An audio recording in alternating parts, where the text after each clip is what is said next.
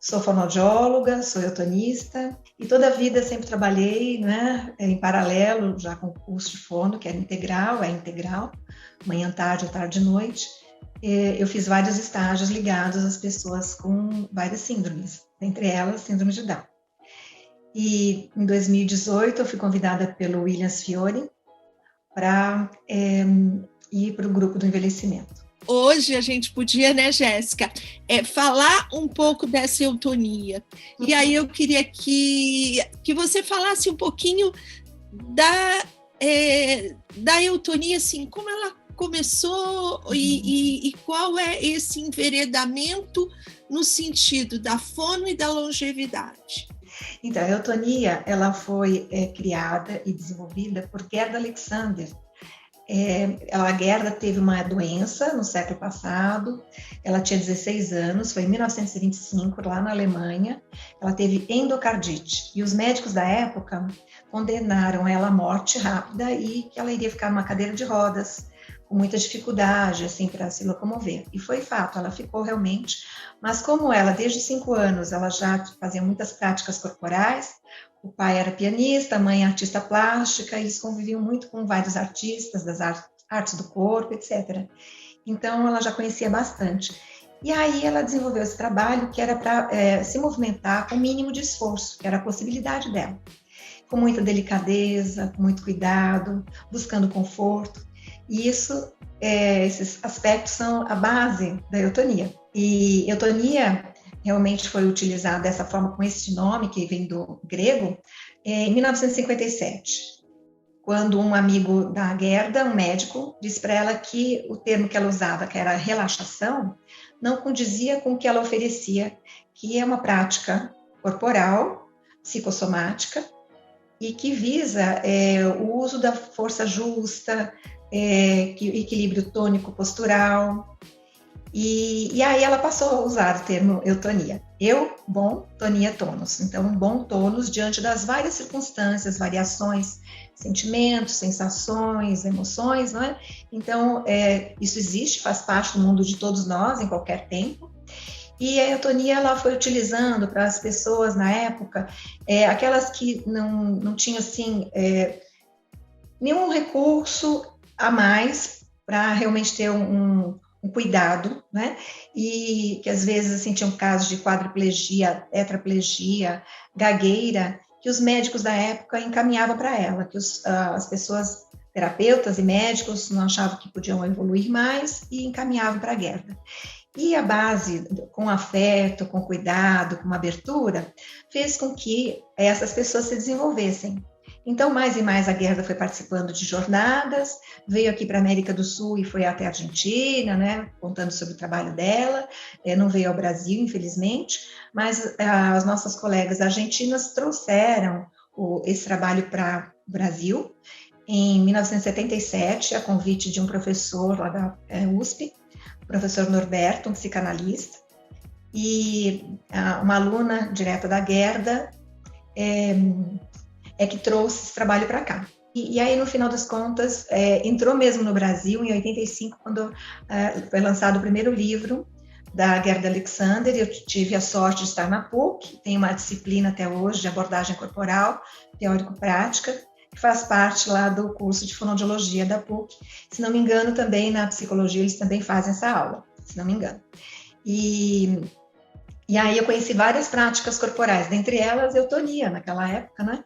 Eu fiz PUC São Paulo de 84 a 88, e quando saí, continuei com uma linha de trabalho corporal, na fonoaudiologia que eu pratico, que faço um trabalho de motricidade orofacial, voz, e trabalho com fala.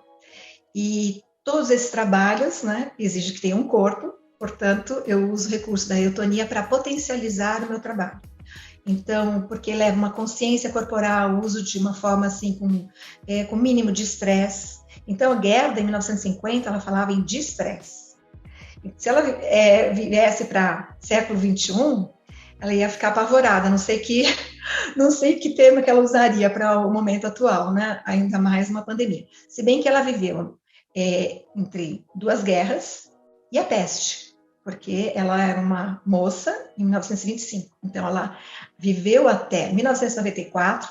Ao contrário do que os médicos da época falaram, ela viveu até 86 anos e foi muito bem sucedida. E cá estou eu como eutonista, que eu fui fazer a formação de eutonia em 2010, porque aqui no Brasil só tem um lugar que oferece essa formação, que é o Instituto Brasileiro de Eutonia, que é aqui em São Paulo.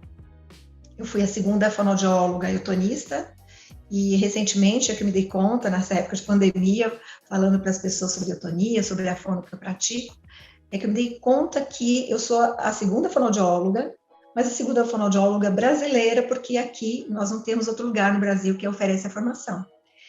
E a primeira fonoaudióloga foi minha colega, e também eutonista, né? Foi minha colega na faculdade. Então, através dela também pude conhecer um pouco mais sobre eutonia, né?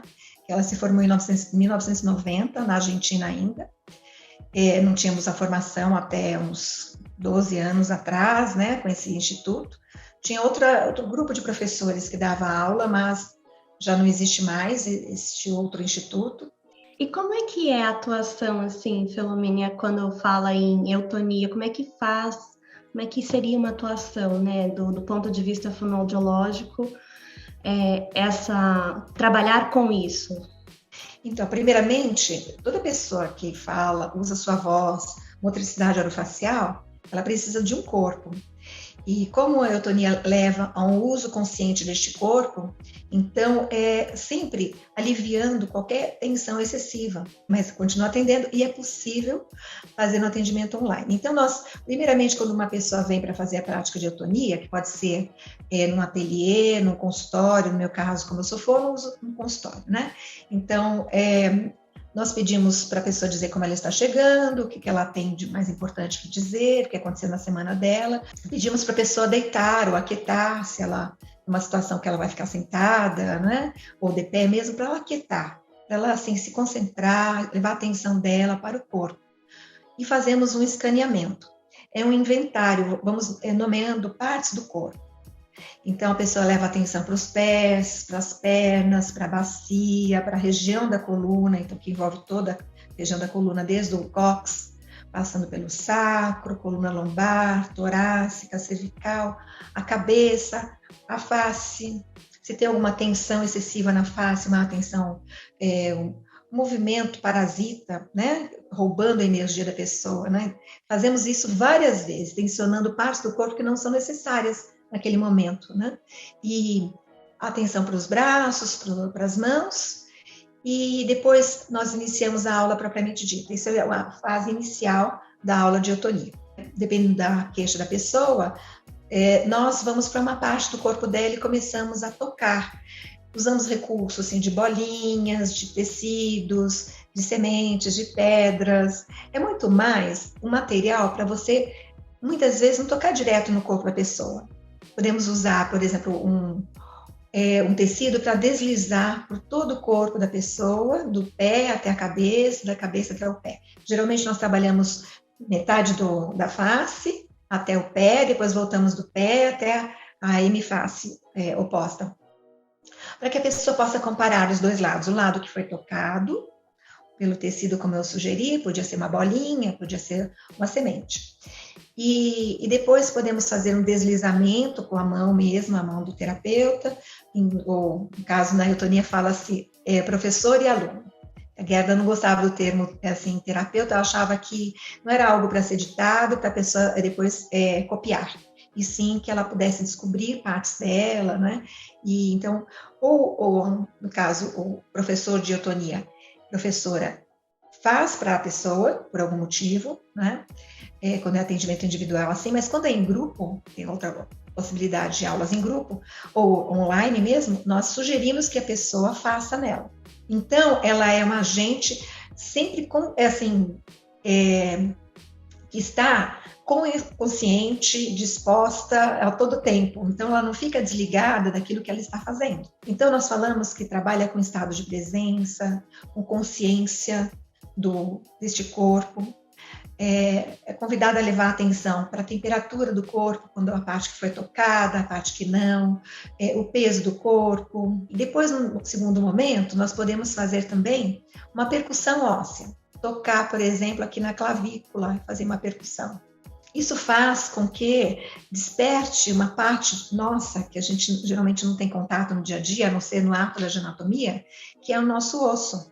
Nós só ouvimos o osso, como eu fiz agora o movimento, e minha articulação estalou. Então, a gente só lembra que ele existe aí, né? Quando estala, alguma coisa assim. Mas é uma parte muito importante, o osso é a parte que é mais própria do nosso ser. Na eutonia nós estudamos os órgãos, os músculos, os ossos e a pele, que é nosso maior órgão, que dá esse contorno e que nos diferencia do outro. E interessante, Filomena, é o seguinte, o quanto isso é rico, eu estou me reportando a mim, né? O quanto isso é rico nessa fase, por exemplo, da minha idade, da minha vida, em que eu estou começando a olhar para mim de forma diferente, né? Porque eu acho que em cada ciclo da vida a gente tem uma forma de conversar com o nosso corpo que seja diferente. Aí eu queria que você me ajudasse um pouquinho na questão da eutonia entrando nessa fase da vida, ou nesse ciclo de vida, o papel e a importância disso, né? A eutonia é válida para qualquer idade. E nos últimos tempos, todos nós estamos pensando mais no envelhecimento, aqui no Brasil e no mundo, não é? Cada vez mais. E a eutonia, especialmente, como leva um uso consciente do seu corpo e a reconhecer partes, desde os ossos, órgãos, né? O espaço interno, até o espaço radiante, que é o contato que eu faço aqui através da tela com vocês, quando eu estou presencialmente lá com uma pessoa que vem para receber os meus cuidados, as minhas orientações, não é? Então, à medida que a pessoa ela vai aprendendo, primeiramente trabalha o autoconhecimento, então ela vai aprendendo a cuidar-se. E agora, nesse momento de pandemia, fantástico, para mim pelo menos e para as pessoas que eu fui acompanhando, mesmo aqueles que eu não conheço, eu fui observando o quanto que eles começaram a dar valor para o autocuidado. E é importantíssimo para envelhecer bem e envelhecer de uma forma saudável e ativa, cuidar das funções neurovegetativas. Aí vem a fono com conhecimento das funções neurovegetativas, que é o mastigar, o deglutir, o falar, vocalizar, de uma forma mais eficaz possível dentro do meu processo de envelhecimento. Nosso foco é a saúde, não é a doença. A pessoa que vem com várias questões, aí ela vai ampliar esse autoconhecimento e vai usar o corpo dela de acordo com a realidade dela, não importa o que seja. Pensando assim, em termos de comunicação não verbal, né? Por exemplo, em casos de quadros demenciais, que a gente tem aí uma evolução e a gente sabe que a pessoa ela vai piorar ao longo dos anos, né? Como é que a eutonia ela entraria nesse sentido? Eu vejo bastante aplicação, mas assim, eu sou leiga no assunto, mas você me contando, eu acredito que talvez isso possa ser aplicado nesse sentido e também explorar um pouquinho a comunicação não verbal, visto que a pessoa ela vai perder isso também, né? É o seguinte, nós falamos na eutonia que nós fazemos uma escuta do corpo. Então, as pessoas que eu atendo que têm especialmente acima de 70 anos, ou até menos, infelizmente, alguns que tiveram assim, o diagnóstico de Parkinson, outros de Alzheimer, né? E aí o caminho que nós fazemos é pela pele. Então, para o idoso que tem uma pele mais delicada, vamos pensar naquele que já tem mais de 80 anos, né? E assim, a pele exige um toque muito delicado. Um toque um pouquinho mais firme, a pessoa já fica roxa, com marcas, dá a impressão que a pessoa caiu, se bateu, que alguém bateu nela, mas só de pegar um pouquinho mais firme numa mão, num braço, já fica roxinho, né? Então, o ideal é que comece pela pele, e usando esses materiais que são delicados, nada tem aspereza, tudo com muita delicadeza mesmo, né? Temperatura do corpo, contato do corpo, né? O contato com as mãos usando máscara, então é possível. E aí começa assim, a ter uma comunicação, como você disse, não verbal.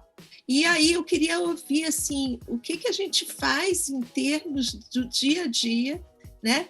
Quais são as práticas e como a gente pode usar essa eutonia nessa nossa rotina, né, para o favorecimento desse envelhecimento ativo.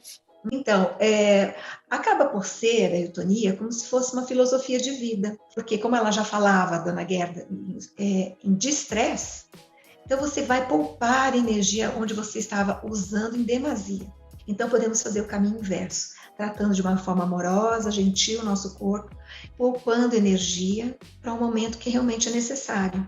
Porque o ideal é que a pessoa faça uma prática de eutonia, porque dar exemplos, às vezes as pessoas me pedem, quando nós conversamos sobre eutonia assim, gravamos, mas o ideal é que ela experimente, né, uma aula de eutonia, não é para forçar ela a fazer, é que se eu sugerir que ela faça, ela vai falar assim, mas ó, eu não entendi nada dessa eutonia, não é? E vai pelo caminho do simples, nada complicado, né, para que a pessoa possa realmente cada vez mais ir um pouquinho mais, se aprofundar. Porque se for algo muito difícil, que causa muito esforço, a pessoa já vai dizer assim, eu não consigo, não posso. É fantástico mesmo, a gente pode até enveredar aí para mudanças de hábitos, né? Pensando nisso que você disse. Então, existem meios de como mudar, né? E com certeza a eutonia, pelo que você traz, é um desses meios e um caminho interessante, porque ele vai começando, ele vai indo, né? Tranquilamente. E aí, quando você vê, você realmente já adquire um hábito inconscientemente, né? Eu posso dizer, Jéssica, que eu tenho um paciente, eu falo como eu sou fono, eu falo paciente, né? Apesar que Gerda não usava esse termo, né? Era aluno, aluna. Então, eu tenho um paciente que ele veio para mim encaminhado ano passado, no início, antes da pandemia, né? Para fazer um trabalho de eutonia, para experimentar, para ver se dava certo, porque ele tinha pânico social. Né? Então, ele tinha fobia social. Mas, hoje em dia, ele faz um trabalho aprofundado, individual, de eutonia, né? Cada vez mais aprofundado. E esse moço é muito diferente, assim, em relação a como eu recebi. Ele está preparado para que ele possa, agora vai terminar colegial, né? E está preparado para seguir a vida dele. E continua semanalmente lá fazendo a prática, né? Então, também para a fobia social, para questões de autoimagem, né? Como trabalha muito com essa consciência do corpo, do espaço que você ocupa. É muito legal a gente trazer, né, coisas assim, porque eu acho que foge um pouco do comum, que a gente tem ouvido bastante, faz yoga, faz isso, faz meditação, faz aquilo, não sei, né, mas pessoalmente, quando eu entendo o porquê de alguma coisa, para mim é muito mais motivador fazer aquilo, e eu acredito que muitas pessoas sejam assim também, né. Entendendo o porquê, né, o porquê disso é muito importante, e assim, a gente saber exatamente isso, que existem vários olhares e vários caminhos para você, vamos dizer assim, adquirir esta convivência com a mudança do seu corpo, que ela vai acontecendo no envelhecimento. Eu gostei muito de estar aqui com vocês e contar. Eu acho muito importante realmente contar para as pessoas, porque esperar que musicistas, atores, que profissionais da área de saúde, educação procurem pela eutonia, porque é isso que acontecia até então, fica muito restrito e as pessoas têm o direito de conhecer, de experimentar também, não é? Por isso que nesse período todo de pandemia, que já era uma vontade minha desde dezembro de 2019, eu falava assim que tirar o pé do chão, sabe? E ir para o mundo para contar o que eu recebi do universo, vários presentes, primeiramente a fonoaudiologia, através da fono que eu conheci tudo isso, né? E depois a eutonia, para as pessoas saberem que é uma possibilidade de autocuidado, de a pessoa aprender a se cuidar e também receber o cuidado de outra pessoa. Com certeza, nesse período de pandemia, nós tivemos a sustentação afetiva de várias pessoas, corporal, não é? Então, outra forma de sustentação é a eutonia. Eu agradeço muito pelo convite, estou aberta para quando vocês quiserem, porque eu também entendo como vocês. Se as pessoas não souberem que existe esse trabalho, o porquê dele, qual a importância para cada um de nós, elas não vão ter oportunidade de procurar. Então, e o caminho da eutonia é pelas possibilidades, valorizando aquilo que você tem de melhor.